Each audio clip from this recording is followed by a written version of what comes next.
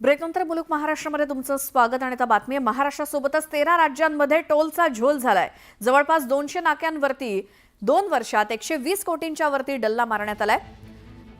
बनावट सॉफ्टवेअरनं फास्टॅग नसलेल्या वाहनांकडून केलेल्या वसुलीचा कर्मचाऱ्यांनी फ्रॉड केलाय। बनावट सॉफ्टवेअर वापरून करोडांचा अपहार करण्यात आलाय। यामध्ये महाराष्ट्र, गुजरात, मध्य प्रदेश सोबतच देशातील 13 राज्यातील सुमारे 200 टोल नाक्यांच्या संगणकावरती राष्ट्रीय महामार्ग प्राधिकरणासारखं हुबेहूब सॉफ्टवेअर इन्स्टॉल करण्यात आलंय।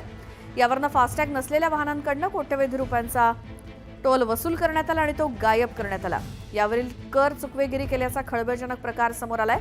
यात महाराष्ट्रातील मलकापूरचा दसरखेड टोल नाका, दहिसर टोल नाका, सुरत रस्त्यावरील खानिवडे टोल नाक्याचा समावेश आहे। तर उत्तर प्रदेश विशेष कृती दल अर्थात एसटीएफनं 2 व्यवस्थापकांना यात अटक केली आणि या गैरप्रकाराचा म्होरक्या आलोक सिंह सध्या पोलिसांच्या ताब्यात आहे। गेल्या 2 वर्षांपासून हा आर्थिक घोटाळा सुरू होता। या घोटाळ्यात टोल कर वसुली करणारे ठेकेदारांचा सुद्धा सहभाग आहे।